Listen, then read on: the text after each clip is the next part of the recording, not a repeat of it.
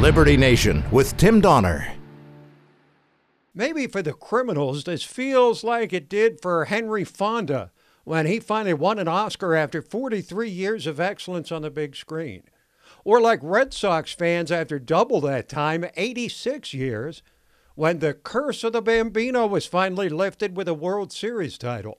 Or more precisely, maybe it resembles how the residents of East Germany felt the night the Berlin Wall came crashing down after decades of humiliation and degradation under the jackboot of communism.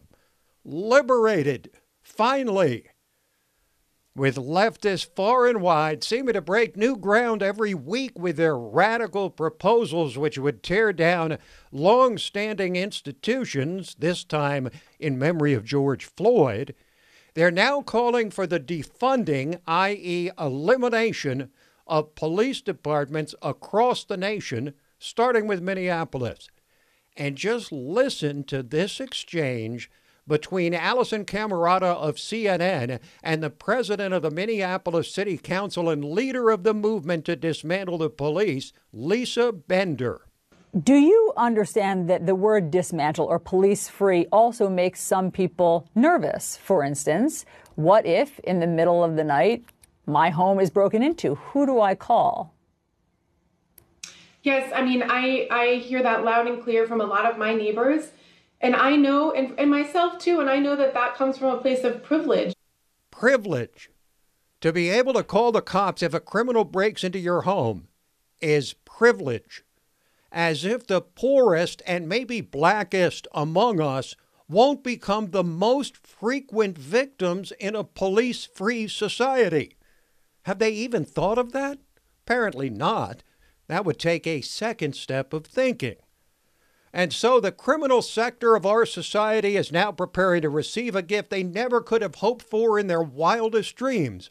And it's a gift that will keep on giving due to the striking generosity of the Democratic Party towards this key voting bloc. The left has done this while in typical one-step fashion, obviously not even considering the immediate disastrous consequences of their scorched earth proposals. But you can bet the criminals have, and no doubt they are liking what they see. Hey, criminals are people too. They have needs. They desire the best possible working conditions like the rest of us. Who wouldn't want a workplace free of the stress of oversight? But what to make of the protesters deemed virtuous by our betters at CNN, the New York Times, and the rest of the Trump-deranged media? They elevate Black Lives Matter to full legitimacy, empowering the type of unspeakably pathetic scene too many of us witnessed just last week. The intimidation of young, guilt-ridden snowflakes undoubtedly indoctrinated by an education system teaching them to despise their own heritage. Excuse me. Hey, excuse me. I work for Black Lives Matter.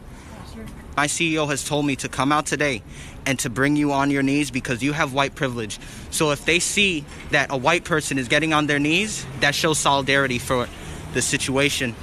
Could you just please apologize for your white privilege? I am. I'm trying to think of the right words to say because that's a big thing to say. It comes from, I'm incredibly sorry that. He's brought a lot of bigotry and you're not a part of it, right?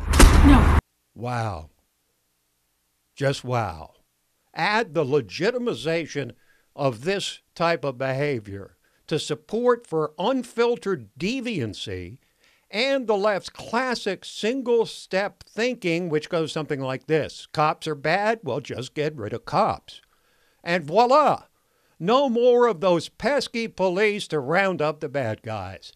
It's the perfect storm for the upwardly mobile criminal set. Just how spectacularly naive must one be to believe the predators will respect the community safety protocols purporting to replace law enforcement? How hot will their knife be when it cuts through that soft butter? Sure, the nihilists have not succeeded in actually sweeping the cops off the streets quite yet. Their movement has just begun. But they have now revealed their whole card. You know, the one that you keep turned over with your poker hand? The entire nation now knows the agenda they've been advancing all along. They've been the biblical lions driven by evil, roaring about looking for prey to devour. And in the wake of the George Floyd episode, that prey is squarely in their crosshairs. 6 cops have been murdered in the post-Floyd violence. Another 50 cops were injured amid the much ballyhooed peaceful protests in D.C., while the media obsessed over a Trump photo op. These people are the worst kind of criminals, sociopaths who must be shown no mercy lest we encourage them to continue. But the progressives say their violence is understandable. On the other hand, perhaps the criminals are actually serving as Trump's own useful idiots.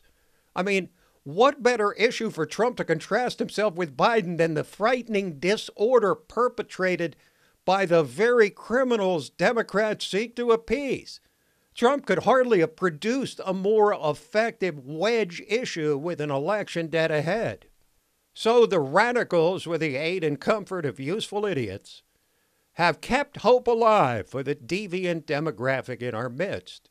The criminals are now fully empowered by no less than the tacit, if not explicit, endorsement of one of the 2 major political parties in the United States of America. Life is good for the worst among us, and with the undying support of progressives and their agents in the elite media, it could get even better come November 3rd.